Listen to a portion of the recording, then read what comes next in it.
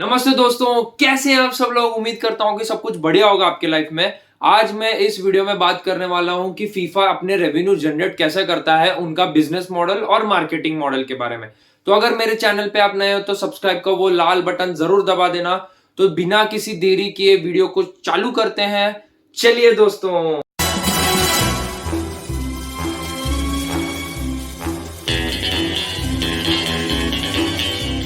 दोस्तों, फीफा का जो प्रोनाउंसिएशन है पूरा, या फिर जो फुल फॉर्म में कह सकता हूं, वो है federation internationally D football association. इसे मैं इंग्लिश में आपके लिए कह रहा हूं क्योंकि हालांकि मुझे फ्रेंच नहीं आती है। ये पूरा जो फीफा ऑर्गेनाइजेशन है ये फ्रांस में क्रिएट हुआ था, या फिर जिसको मैं बोल सकता हूं बर्थ प्लेस फीफा का वो फ्रांस है, पेरिस जिसे मैं कहता हूं। रॉबर्ट गुरिन जो थे ये पहले फीफा के प्रेसिडेंट भी हुए और फाउंडिंग कमेटी के मेंबर थे, जिन्होंने फीफा को जन्म दिया या फिर फीफा को बनाया, जिस कमेटी में ये फीफा चल रहा है। 1904 में इन्होंने फीफा का एक ऑर्गेनाइजेशन ओपन किया था पेरिस में, जिन्हें कमेटी के द्वारा इन्हें संबोधित भी किया गया था, और इन्होंने बाद में जाके इस ट्रीटी को साइन करा, या फिर जो भी डॉक्यूमेंटेशंस होते हैं वो 1904 में पेरिस में एक समिट में इन्होंने साइन कराए थे। और इस प्रकार फीफा का जो बर्थ होता है या फिर फीफा का जो जन्म होता है वो ऐसा। तो 211 टीम्स हैं फीफा से जुड़े हुए हैं 2022 तक। यानी मैं अगर काउंटिंग्स कर लूं फीफा के टीम्स काउंट के बारे में तो वो 211 तक आके रुकती हैं। मैं इसमें बहुत सारे टीम्स मैं क्यों कह रहा हूं, क्योंकि इसमें बहुत सारे कंट्रीज भी हैं। जो फीफा वर्ल्ड कप्स जो आप देखते हैं वो कंट्रीज के टीम्स भी हैं, और जो एसोसिएशन के जो टीम्स है जो फीफा खिलाती हैं वर्ल्ड कप के अलावा, जो भी प्रीमियर लीग्स होते हैं उनके टीम्स भी एसोसिएटेड है। तो मैं टोटल काउंट आपको 211 का बता रहा हूं। बहुत पैसा कमाती है फीफा, बहुत सारे बिलियन डॉलर्स में कमाती है पैसा। स्टिल जो फीफा है वो अपने आप को एक एनजीओ की तरह बताती है सारे दुनिया में। वो बोलती है कि मैं एक एनजीओ हूं। ऐसा क्यों? क्योंकि फीफा जो है ऑर्गेनाइजेशन वो एनजीओ जो बाकी के एनजीओज हैं उनकी तरह ही बहुत सारे प्रोग्राम्स चलाते हैं अपने ये टेन्यूर में। जहां तक कि वर्ल्ड कप नहीं आता तो ये जो बाकी का 4 साल में हालांकि वर्ल्ड कप होता है, तो एक जो वर्ल्ड कप होता है वो 4 साल के बाद होता है।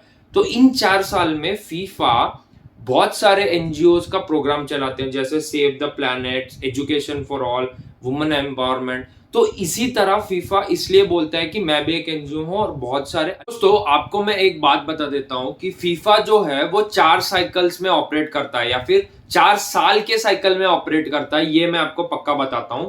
तो 4 साल का जो साइकिल होता है वो क्या होता है कि मैं हालांकि 2014 से 2018 की बात कर लेता हूं। मैं जो कतार में हुए वर्ल्ड कप के बारे में इसमें बात नहीं करूंगा, क्योंकि इसके ऊपर मैं अगली वीडियो में बात कर सकता हूं।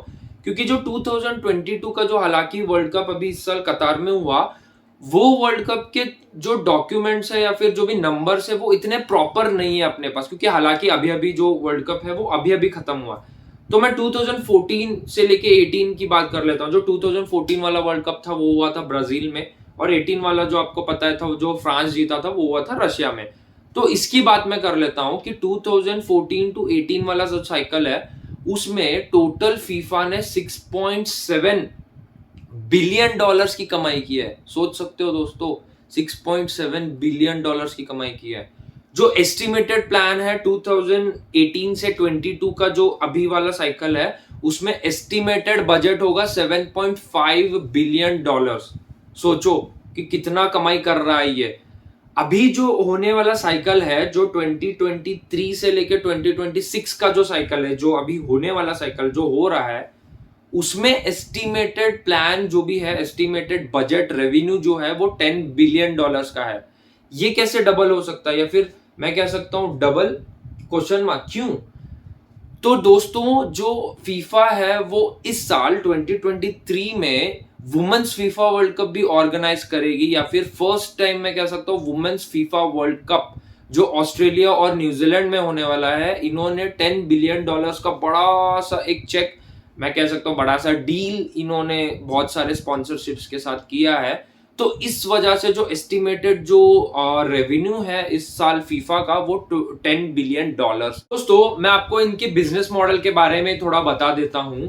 इनके जो मैचेस होते हैं या फिर इनके जो प्रीमियर लीग्स होते हैं, इनमें से जो फीफा एक बॉडी है जिसमें वर्ल्ड कप जो है इसका जो रेवेन्यू अर्नड है वो 83% है। यानी जो फीफा मैचेस खिलाती है या फिर जो टूर्नामेंट्स खिलाती है इनमें सबसे पॉपुलर इनका फीफा वर्ल्ड कप है, क्योंकि ये बहुत सारे प्रीमियर लीग्स भी खिलाते हैं, बहुत सारे मैचेस भी खिलाते हैं, बहुत सारे टूर्नामेंट्स भी खिलाते हैं, जिसमें इनका फीफा वर्ल्ड कप जो है वो बहुत पॉपुलर है, क्योंकि इनका जो मैक्सिमम रेवेन्यू है वो सारा फीफा वर्ल्ड कप से आता है।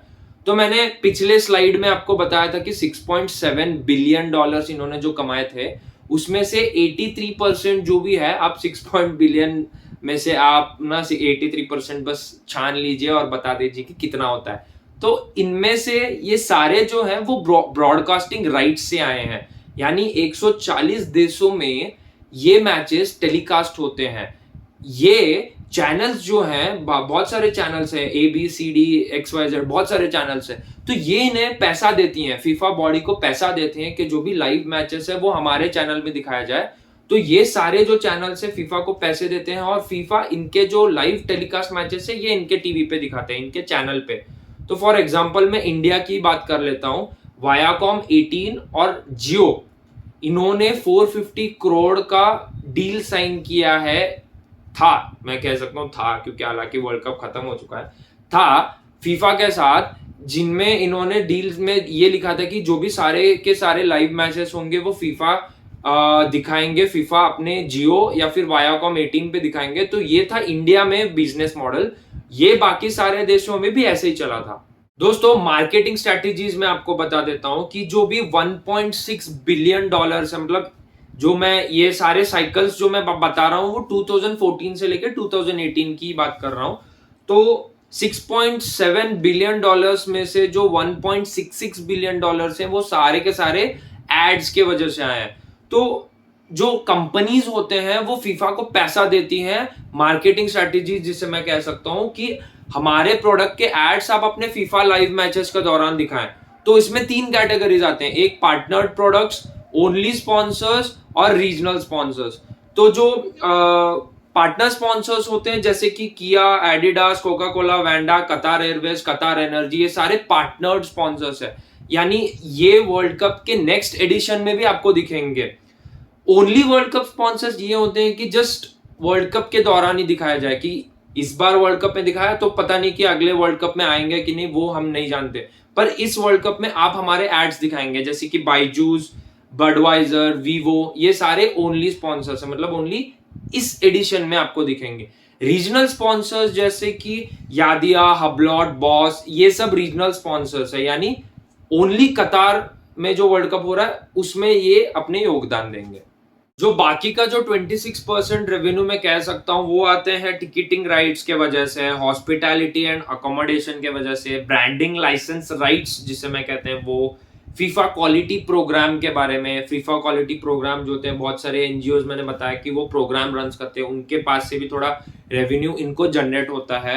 और फिल्म एंड वीडियो राइट्स, मतलब जो भी आप फिल्म्स बनाते हैं किसी इसके ऊपर और उनका आप लोगो लगा रहे हैं तो वो भी उनका लाइसेंस ले लेते हैं। दोस्तों बहुत सारे लोगों के मन में ये प्रश्न आता है या फिर मेरे मन में भी ये प्रश्न आ रहा है कि फीफा एक्सपेंडिचर उसका कितना है, मतलब खर्चा कितना होता है फीफा का। तो भाई मैं आपको ये बता दूं कि बहुत सारे लोगों को ये पता नहीं है कि फीफा बहुत ही नेग्लिजिबल अमाउंट जो भी स्पेंड होता है, एक्सपेंडिचर उसका बहुत ही नेग्लिजिबल अमाउंट होता है। जो भी स्टेडियम्स होते हैं, जो भी टैक्सेस होता है, जो भी आपका अकोमोडेशन है, ट्रैवलिंग चार्ज है, जो भी फूड का खर्चा आता है, वो सारा का सारा होस्ट कंट्री देखती है।